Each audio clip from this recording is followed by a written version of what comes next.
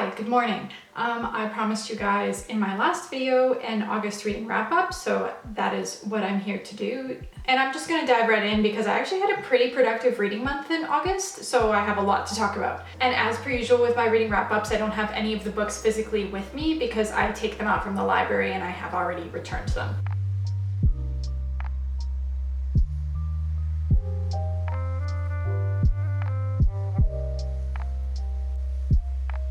I guess I'll start with the only book that was actually on my summer TBR, and that is A Darker Shade of Magic by V.E. Schwab. So I think in my summer TBR I had mentioned that I wasn't totally clicking with this book, and I don't think that that changed throughout the entire book. I ended up giving it a, I think, 2-star rating.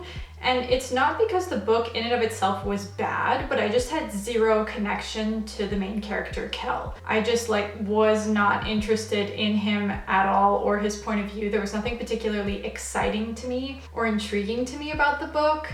I wasn't super enthralled with the magic system, which I know is a big selling point for a lot of people.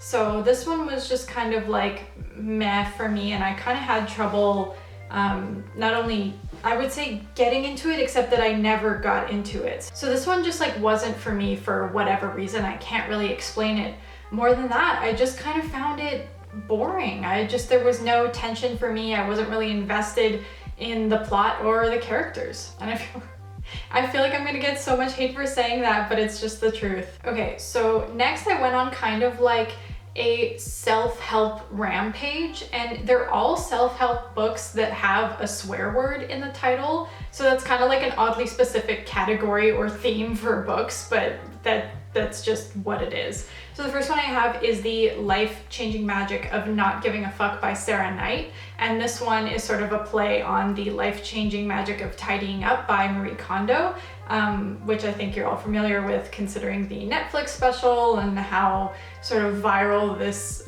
book went. It's sort of in the cultural zeitgeist, so to speak. I'm gonna say that none of these self-help books that I read were great or were my favorite, but of the 3 of them that I'm going to name off, this was probably the best one. So this book was okay. I feel like in terms of what useful advice a person could take away from it was essentially making a list of things that you do and don't care about and only allocating your energy and resources into the things you do care about, essentially. And she had these lists for friends, family, work, all different spheres of life. But the main message of the book was how to prioritize and how to set boundaries with people. I think this book could be really useful for people who struggle in those areas specifically. I think this book could be really useful for people who do struggle in those areas, and I think I ended up rating this book about 3 stars. The next book from this category or theme is You Are a Badass by Jen Sincero or Sincero, not sure which way it's pronounced.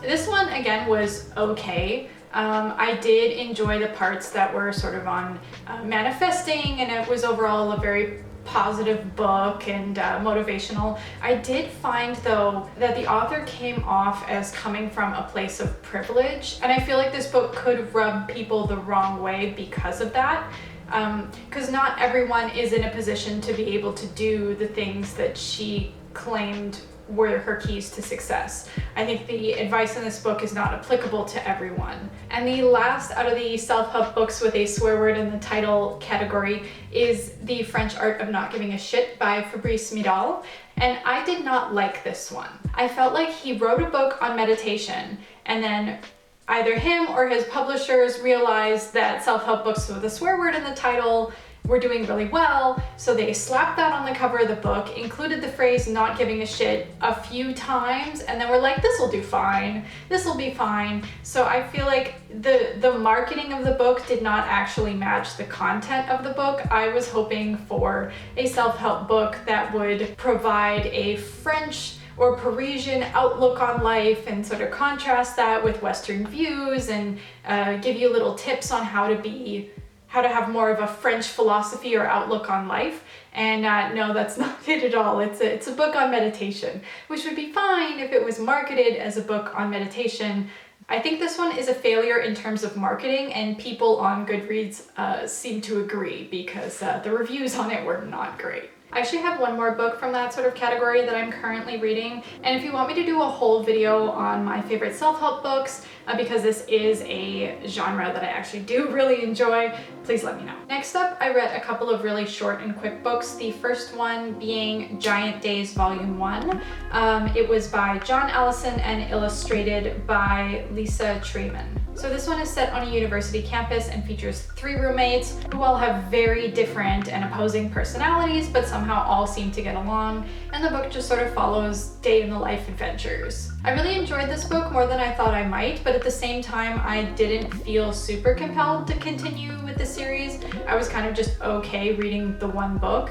I might return to it eventually, but I'm not 100% sold on the idea either. I feel like there are other things that are kind of higher up on my priority list. But it was a cute read and I would recommend it. I gave it 4 stars. Next, in terms of short books, I read We Should All Be Feminists by Chimamanda Ngozi Adichie. And this one is based on a TED Talk of hers and is about like a 50 to 60 page book, so really quick. This one, I felt like, having seen the TED Talk, wasn't totally necessary. I felt like the book didn't add anything that the TED Talk had not already covered. It's funny because for some reason this book is built up in my head as some sort of like feminist manifesto, and I feel like it got a lot of hype and is always put on like mandatory feminist readings, but I really didn't see why, because there's nothing profoundly earth-shattering in it. There are a couple really demonstrative anecdotes, but there's nothing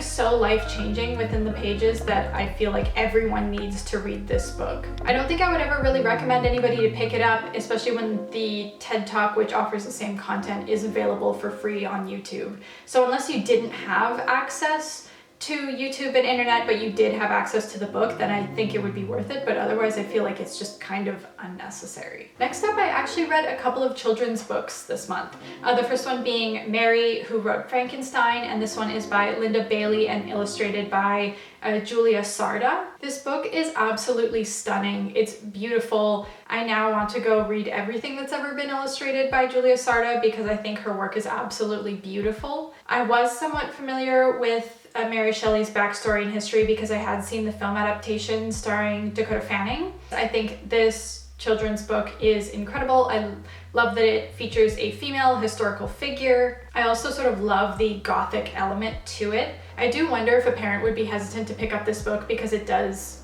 talk about a horror story, but I also wonder if there are maybe little kids who would be really drawn to something like that. So I think if you know a child who would appreciate that kind of art and story, then I think this would be amazing for them.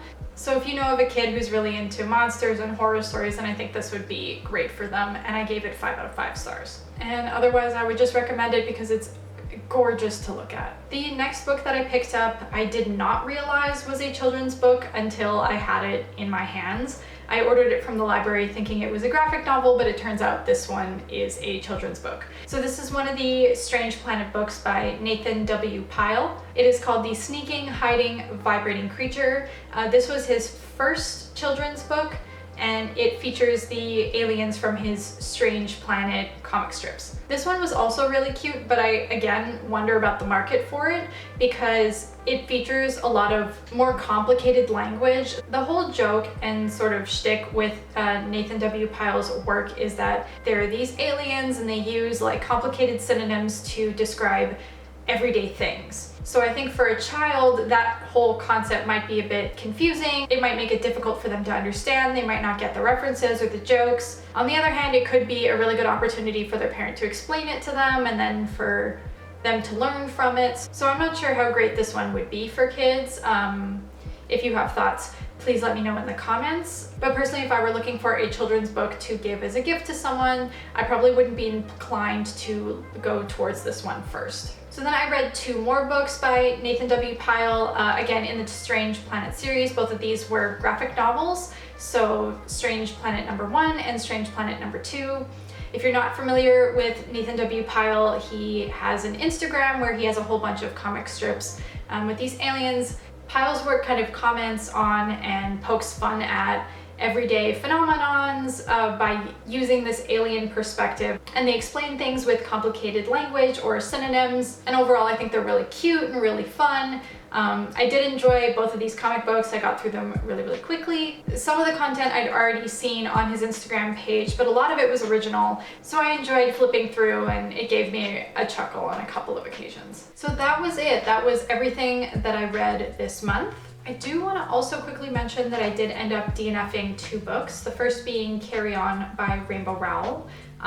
This one turns out, now that I'm reading Fangirl by Rainbow Rowell, I realize is the entire fan fiction that she's writing throughout the book, and I'm just not interested in reading that book, especially considering how chunky it is. I find myself, even in Fangirl, kind of wanting to skip over the fan fiction parts of it because I'm more interested in Kath's story than I am in her Baz and Simon stories. So that one just wasn't for me. And the other one that I DNF'd was Sabriel by Garth Nix. This one, again, I just wasn't getting into, and even though I feel like I could have given it a better shot, I think now is just not the moment for this book, and maybe there will come a time where I will be more interested in it. But at the moment, it's just not happening. I'm just not in the mood for a really dense and detailed high fantasy novel. And that's okay. Sometimes we start books and we realize it's just not for us. And I think rather than pushing through and forcing ourselves to read something we don't like, which I'm trying to get away from, it's better to just move on to something else that we're more excited about and more interested in. So I just put those aside. The other one that I still have in my possession is Red Clocks, and I think I really have to force myself to read this one this month, or I'm going to have to do the same thing and just give it back to the library, because at this point I've had it in my possession for several months. Probably, I wonder if it's been close to a year. I've had this book for a very long time, and I keep telling myself I'm going to read it, and then I don't.